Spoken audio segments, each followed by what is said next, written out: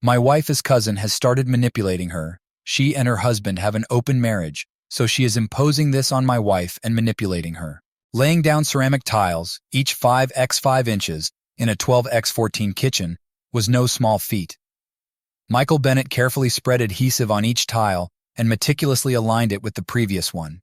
He felt a sense of accomplishment, knowing that even the slightest misalignment could compromise the entire project.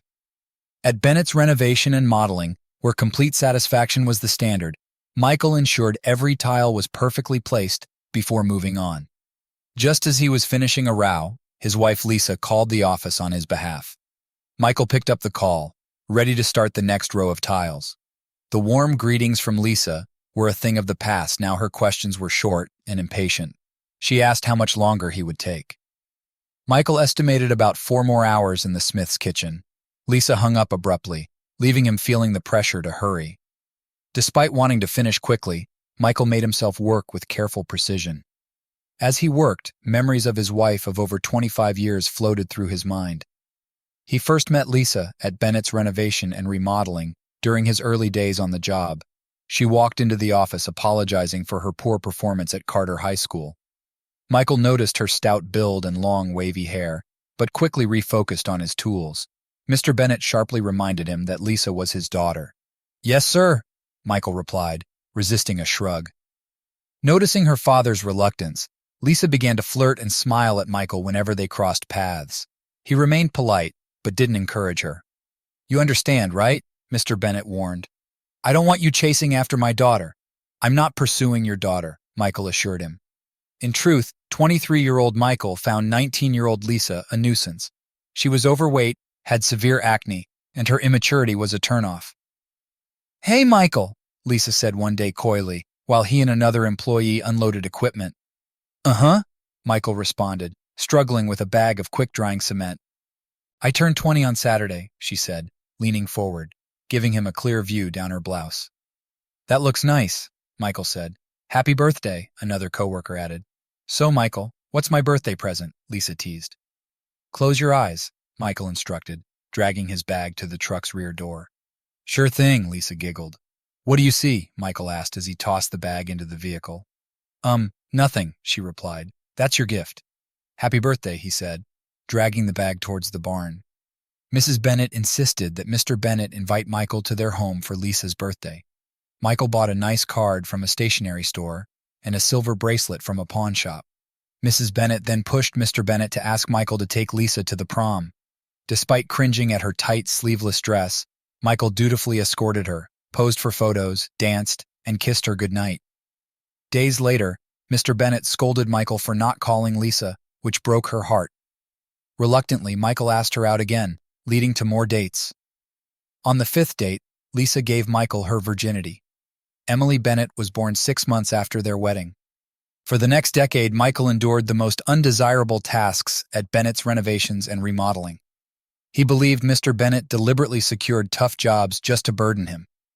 Throughout their first 18 years of marriage, Lisa tried to be a good wife, learning his likes and dislikes, cooking his favorite meals, and keeping quiet during New York Giants games. She made efforts to lose weight with limited success, and though her skin improved, acne scars remained visible.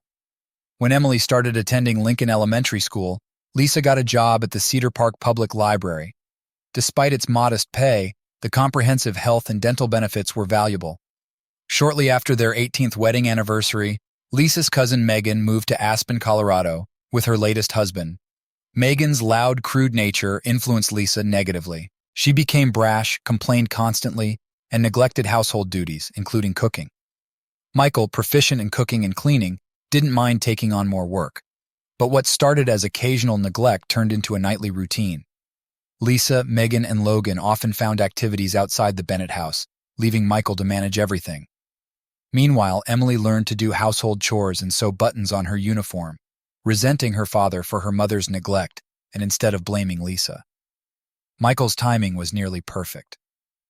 4 hours after Lisa's call, he finished the threshold installation. Struggling with stiffness in his back, Michael reflected on his age while gathering tools and remaining tiles from the Smith house. When he contacted Mr. Bennett, Michael winced at the man's slurred speech. a result of a near-fatal blow that left him recovering slowly. Mr. Bennett had a massive stroke not long after his wife, Mrs. Bennett, revealed she had breast cancer. Despite undergoing a double mastectomy and radiation therapy, Mrs. Bennett was still saddled with the responsibility of caring for Mr. Bennett, with some help from their sons, Kevin and Adrian, and Michael stepping in when needed. Lisa, their only daughter, was her mother's constant companion, driving her to the city hospital and comforting her during her painful moments. Even after Mrs. Bennett passed away, Mr. Bennett seemed determined to hang on to life. Each day, someone would wheel him into the office where he would curse his useless left hand while struggling to type on his computer. Later, Spencer, Kevin, or Adrian would drive Mr. Bennett home. Over the phone, Michael informed Mr. Bennett that he was done with the Smith's job. Mr. Bennett's response was a series of grunts, barks, and wheezes. Back at home, Michael enjoyed the scent of his favorite meal: pork chops, mashed potatoes, and French-cut green beans. After Mr. Bennett's debilitating stroke, Lisa put the Bennett family on a heart-healthy diet. Despite losing 50 pounds, Lisa was still overweight. Michael accused Emily of choosing Harper University just to avoid Lisa's bland cooking, a claim Emily didn't deny. While Lisa was busy at the stove, Michael tried to lean in for a kiss, but she waved him away, pinching her nose. He threw his clothes into the hamper and washed the sweat from his tired body. This job was tough enough when he was 23, and at 50, it was pushing him to his limits and harming his health. Yet Kevin, Spencer, and Adrian didn't seem to care about his struggles. They insisted they couldn't afford to hire help due to the mounting medical bills from Mr. Bennett's rehabilitation. After drying off, Michael ignored the reflection of his fit self in the foggy mirror. Wearing a t-shirt and shorts, he headed downstairs, just as Lisa was setting dessert on his plate. "We've got hot apple pie," she announced, placing a frosted mug and a can of beer in front of him. Oh my God, Michael thought, feeling bile rise in his throat. He remembered the last time Lisa had served him frosted beer, back on her 40th birthday, months before their 20th anniversary. With Emily out with friends, Lisa poured Michael a beer in a frosted mug. He savored the cold drink until Lisa interrupted him, saying, "Darling, there's something I need to talk to you about." Michael stayed silent as Lisa rambled about nothing in particular. Eventually, he urged her to get to the point as his beer was almost finished. Lisa then revealed that Megan and Logan had an open marriage. She asked Michael if he had ever thought about being unfaithful. "Of course, as a man," Michael admitted, "I've been eyeing that girl Cindy at the gas station." "Ha!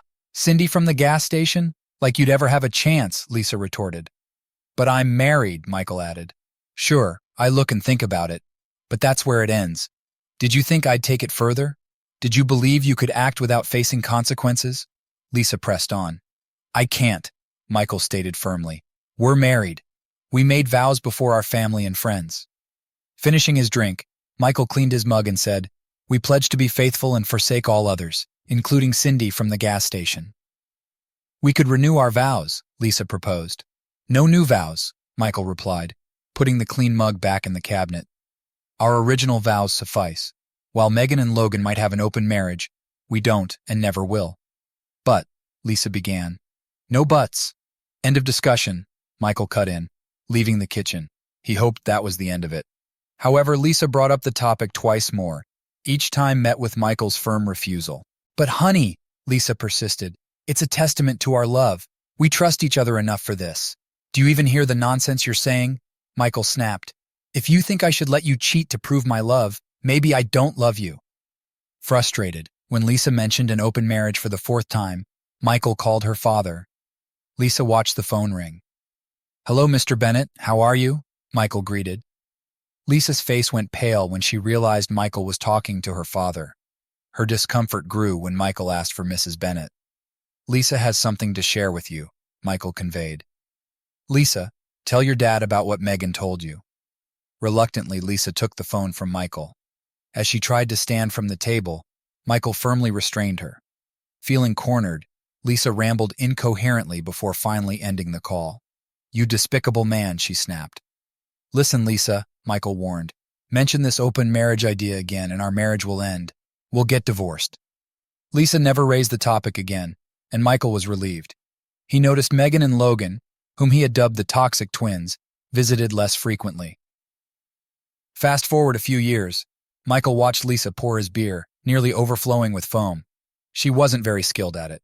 "I'll be 45 next Tuesday," Lisa began as Michael tasted his pork chop. "Yes," he acknowledged, swallowing. "During all this time, I've only been with one man," Lisa emphasized. "Lucky for you," Michael quipped. "You've been with what? At least 10 women?" Lisa queried. "Is that fair?" "Life's a tricky game," Michael said, taking a long sip of his beer. "Considering my upcoming birthday and everything I've done for you, Emily, and my folks, I think I deserve a bit of freedom. Megan and I are heading to Las Vegas next week. She found a sweet deal at a casino," Lisa announced. Michael kept eating, but his stomach was starting to churn. "While we're there, we might meet some guys just for a date, nothing serious. It might even make me appreciate you more," she added, almost as if she was daring him to react. "The sauce is almost perfect," Michael commented, trying to keep his cool. "What's your take on it?" she asked, ignoring the obvious tension. "I've told you, it's nearly spoten," Michael responded, his mind racing. "This isn't about the sauce. It's about me branching out and gaining new experiences," she shot back. "So you're saying I'm being unfaithful?" Michael questioned, feeling a mix of anger and disbelief. "I've made up my mind," Lisa declared. "You can either support me or we can get a divorce. Your choice." "I'll start the divorce process," Michael replied calmly. "Hold on, divorces cost a lot." "We can't just dismiss that," Lisa said, looking taken aback. "What's there to discuss? You've clearly made your decision. You and your sketchy cousin are off to Vegas. You're not asking, you've already decided. Forget about our massive bills here. You're off for your big 45th bash and maybe even a date despite being married. You think that's okay?" "I either support this madness or face divorce," he said, pushing his empty plate away. "It's just for 1 week," Lisa defended, as if that made a difference. "A week, a day, a minute. It doesn't change a thing," Michael responded, cutting a piece of pie. "Cheating is cheating, and I won't stay married to a cheater. Maybe you can ask Megan." "Absolutely not," he laughed bitterly. "Lisa, I wouldn't be with Megan if she were the last woman on earth." He tasted the pie and frowned. "Oh, great. You used that aspartame crap, didn't you?" Pushing his plate away, he stood up, wiped his mouth, and walked out of the kitchen. "I'm seeing a lawyer tomorrow to start the divorce," he declared, heading upstairs. The Smith's job was done, and Spencer wasn't planning anything until he got the green light to rebuild the federal savings and loan. "But Michael, you never listen," Lisa called after him. "Sure," he yelled back. "You never heard me. I told you what would happen if you brought this up again. We're getting divorced." In their makeshift office, Michael powered up the old computer. It was slow, but it worked and had internet access. After searching for lawyers, he found Emma Johnson's online form and filled it out. Shortly after, he got a call confirming an appointment with her the next morning at 10. After cleaning up the kitchen, Lisa came upstairs, undressed, and got into bed. When she pressed against him, he pulled away. "No thanks," he said, turning away. "Good night." Michael woke up at 5:30 as usual. Even without work, he kept his routine. Quietly, he left the bed and closed their bedroom door softly. Down in the kitchen, he brewed coffee and checked his email on his phone. There was a detailed email from Emma Johnson's office about what he should bring to the meeting. He considered a second cup of coffee, but decided against it when he heard Lisa moving around upstairs. If she wanted coffee, she could make it herself. No, I told him to give it to me," he heard Lisa's voice from her cell phone as she came downstairs. Seeing him reading the news on his phone, she shrieked and ended her call. "Michael, what are you doing here?" she asked, clearly startled. "Spencer hasn't gotten approval to start rebuilding the federal savings and loan, so I'm free today," he replied.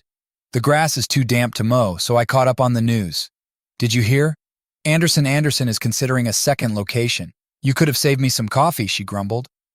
"You can ask Megan to make you some," he replied, placing his cup in the sink.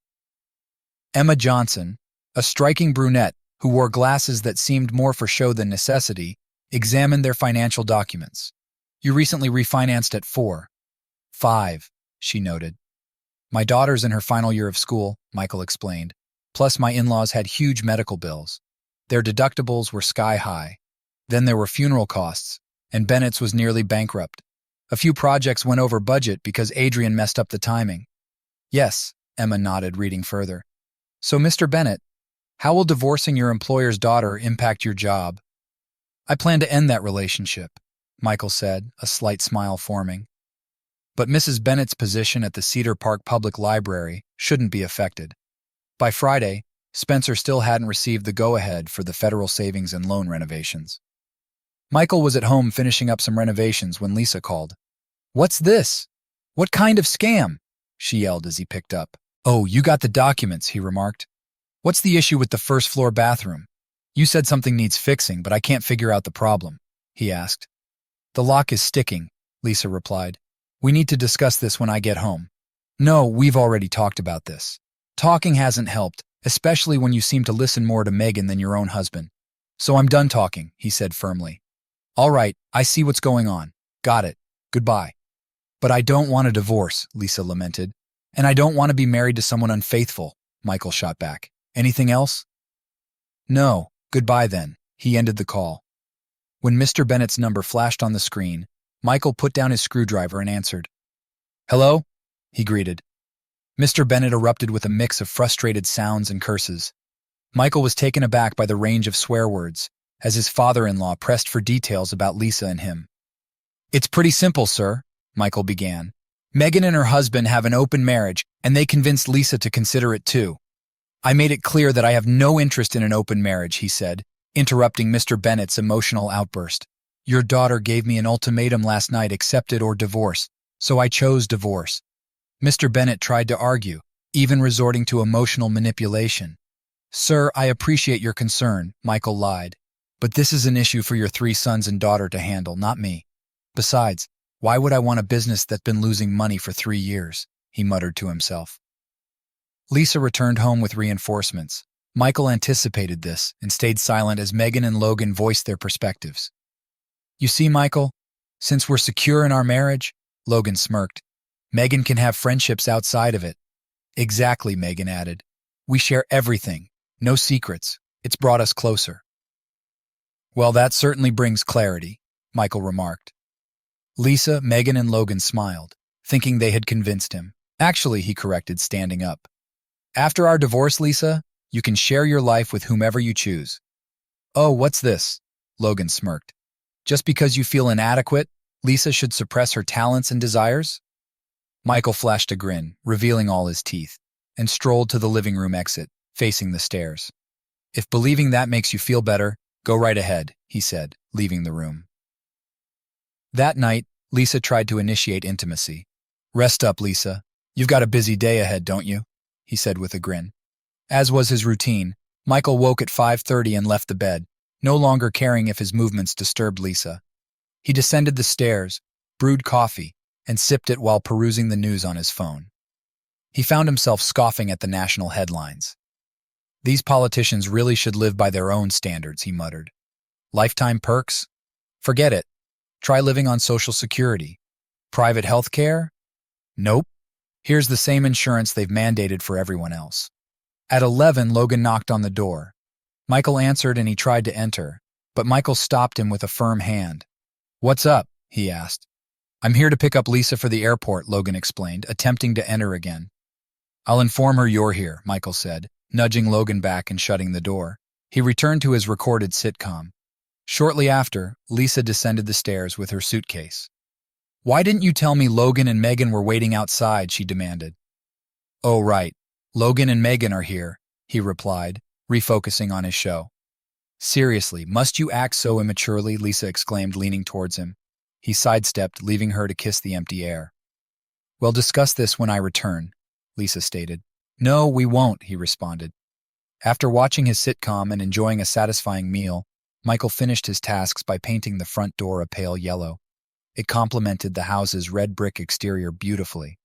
He chuckled when their cat, Whiskers, meowed from the garage. "I'll let you out once the paint dries, buddy," he assured the cat. Upstairs, Michael canceled their shared credit cards. He wasn't aware of any cards Lisa had separately, and he had no intention of supporting her indiscretions or her cousin's lavish lifestyle. He accessed Lisa's personal bank account and withdrew half the balance. Similarly, he withdrew half from their joint account, from which he was the sole contributor. Using the bank's website, he opened a new account solely in his name and transferred the withdrawn funds there. Online services facilitated the removal of his name from utilities and cable TV. He shrugged off an email from Cedar Park Power and Light, stating the cancellation would occur at the billing cycle's end. "Doesn't matter," he commented to the screen. "Time for Tony's Pizza," he thought as his stomach rumbled. "Lisa never let me eat there. Maybe you'll drop dead from a heart attack," he mused. He ordered pizza and a draft beer. He flirted with the waitress, even though she was significantly overweight. She smiled, tapping his wedding ring with her long nail. He glanced at the ring, his mood souring. He thanked her, left a tip, and departed. After considerable effort, he removed the ring, placing it in the console cup holder. "Forever love, huh, Lisa?" he mused aloud. Guess that ended today. His truck signaled low fuel. At the gas station, he initially chose 15 worth but decided to fill the tank completely. "Filling 25 gallons sure takes time," he commented as the pump continued to gurgle. He visited a nearby convenience store and found Budweiser beer. Walking past another set of refrigerators, he noticed containers of ice cream. He picked up a pint of chocolate ice cream and brought both items to the counter. Cindy was no longer working there. She had gotten married, much to the disappointment of Michael and many other men who frequented that gas station just to see her behind the counter.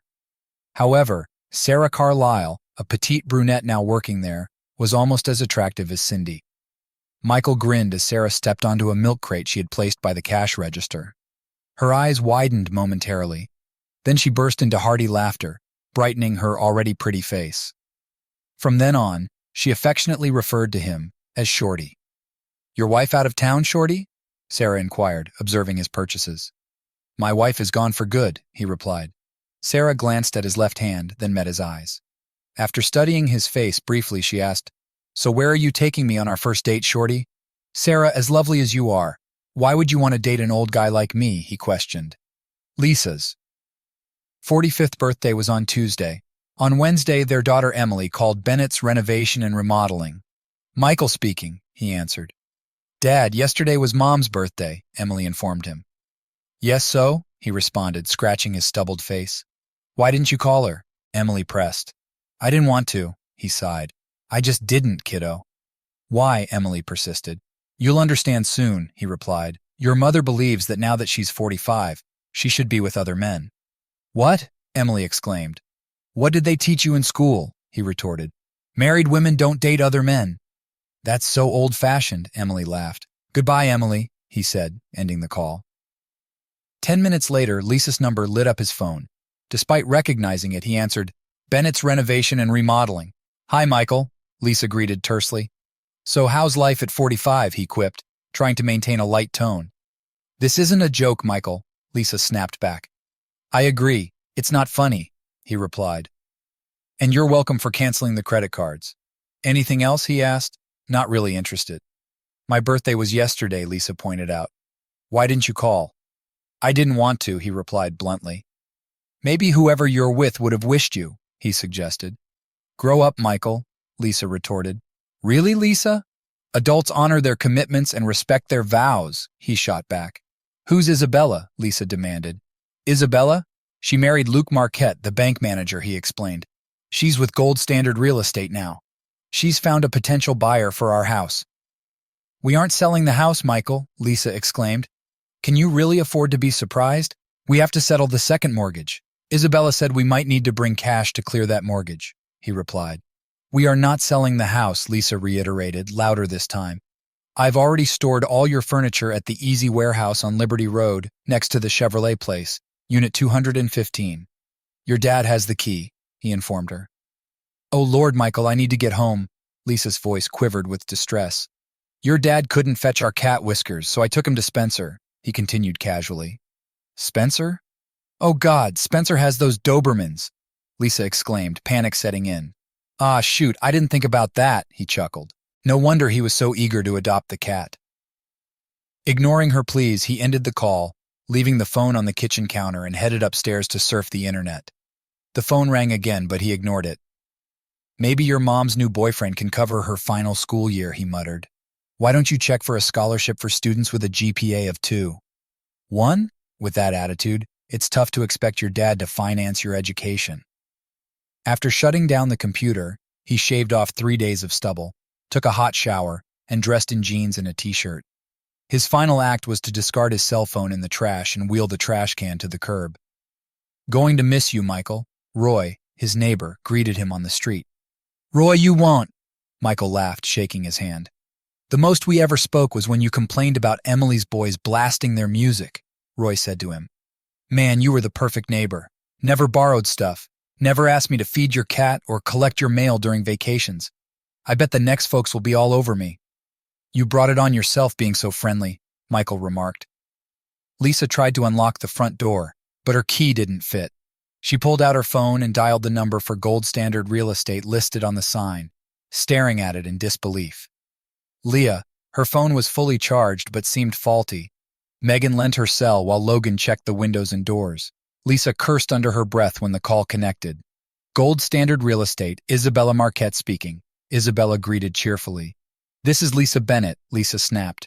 "My key doesn't work at my house." "Ah, Bennett's ex," Isabella chirped. "Ex?" Lisa retorted. "I need to sign some paperwork. Guess what? I have clients interested in your home." "It's not for sale," Lisa exclaimed. "So are you buying out Mr. Bennett?" Isabella probed. The Ellingtons might be disappointed. "They like the house, too." Lisa reiterated that the house wasn't for sale and called Michael. "You idiot," she muttered as he answered. "Bennett's renovations and remodeling. Can we drop you somewhere?" Logan interrupted impatiently. "My cat," Lisa remembered, squeezing back into the car. "Hey," Spencer answered. "It's me," Lisa said.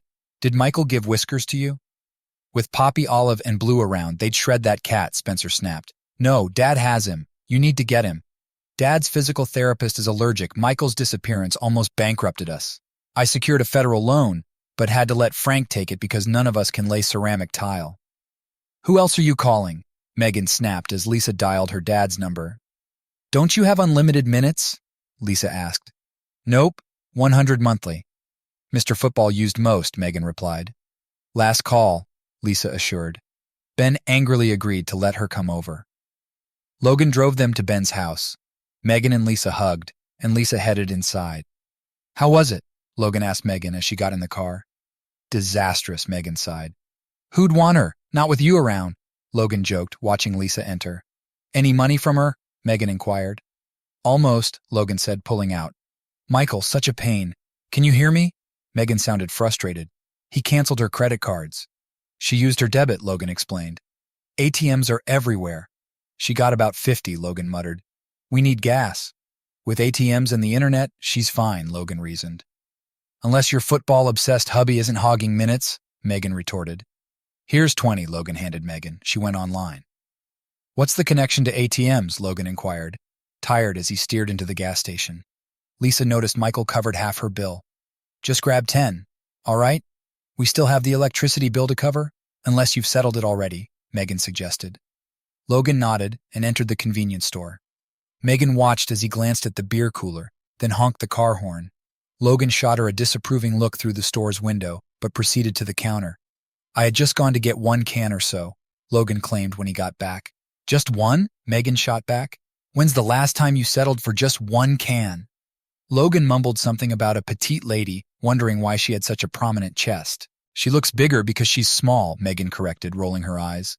"Let's just get the gas," Logan urged, growing impatient. "Fine," Megan relented, still fuming. Meanwhile, Lisa endured her father's angry rant. Since his stroke, Ben's language had become increasingly harsh, and he didn't hold back from using cruel and hurtful words to describe people. "When was the last time you looked in the mirror?" Ben sneered. "You look like a fat pig with a face carved by an ice pick." "Dad," Lisa cried, deeply hurt. "So what if I'm turning 45? "Women turn 45 every day," Ben grumbled. "But not all of them betray their family at 45. He pointed to legal documents scattered on the coffee table. Just then, Whiskers walked into the room. "You'll need a lawyer, and I need to clean the cat litter box," Ben snapped. "Good Lord, I don't know what that cat eats, but it stinks to high heaven," he muttered under his breath. "You're back in your old room," Ben said coldly. "I hope betraying us was worth it. Do you hear me? I hope it was." 45 years old and still making foolish choices. Later that night, lying in her childhood bed, Lisa gazed at the wallpaper she and her mother had chosen when she was 8. Whiskers remained still as Lisa switched off the light, staring into the darkness. The week of her 45th birthday had started on a high note. The flight to Vegas was smooth, and Lisa remembered watching the city lights come to life below them. After checking into their hotel, Lisa and Megan tried their luck at the roulette table before deciding to have dinner. Lisa felt humiliated when the waiter informed her that her credit card was declined. The second card met the same fate. The manager returned with her third card and a stern expression. Thankfully, her debit card went through, but when she checked her bank account, she discovered that her balance had been halved. Both she and Megan blamed Michael Bennett, feeling he had overstepped his bounds. "Come on," Megan urged. "We're in Vegas. We can't let this setback spoil our fun, right?" However, watching Megan lose 500 at the blackjack table dimmed the evening's excitement a bit. "That was my 500, Megan muttered. Lisa struck up a conversation with a handsome young man at a bar, 25-year-old David Carter, and they headed to her room. It was a brief encounter, just 4 minutes. "Lisa," Megan quipped, "you sure know how to pick them."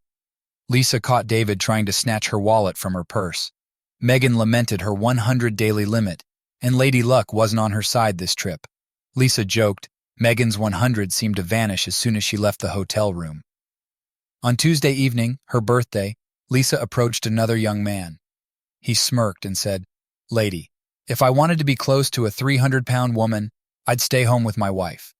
He then suggested a blind convention nearby, mocking her appearance. Feeling hurt, Lisa took the elevator to their room. Seeing the "Do Not Disturb" sign, she groaned and spent hours in the lobby coffee shop. Eventually, she messaged Megan about returning home. Back in her room after a shower, Lisa put on hot lingerie and lay in bed, staring at the ceiling. She noticed Michael hadn't called or texted for her birthday. Emily didn't call either, but she did send a birthday text. Checking her phone, Lisa felt the sting of her husband's neglect. Still, she appreciated the birthday wishes from Spencer, Kevin, and Adrian. The next morning, Megan grumbled about the budget, hinting that she had paid for their flight and hotel. By Saturday, Lisa was contemplating ending her relationship with Megan due to her constant complaints. But with Megan holding their airline tickets, Lisa stayed quiet.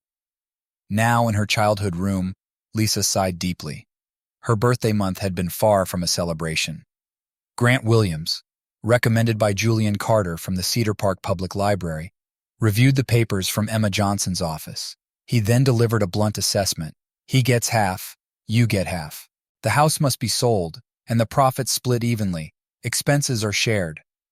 Despite his unemployment, he isn't seeking child support, Grant stated. "But I don't want a divorce," Lisa protested. "I don't want to lose my home." "I don't want to, Mr. Williams. It doesn't change the facts," Grant responded.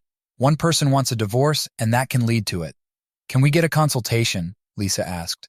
"We can request one," Grant confirmed, and Lisa smiled. "I'll call Johnson's office." Listening to Grant, Lisa glanced at his book titles, hearing mostly uh-huh and hum from him. "All right, Mrs. Bennett, here's the issue," Grant stated, setting his phone on the table. "I'm paying you to avoid issues," Lisa responded, gripping her purse tightly. "Miss Johnson doesn't know where her client is." "Your husband settled her fee and left. She only has his email address," Grant relayed. "Is that essential?" "It's her sole means to reach him. And no, she won't disclose the email. It's protected by attorney-client privilege," Grant clarified. "Oh," Lisa murmured, settling back in her chair. Michael informed Miss Johnson that henceforth, your daughter will cover her tuition and dorm costs, Grant added. He mentioned something about starting new traditions. Do you grasp what he's implying? "No, but I suspect Emily might."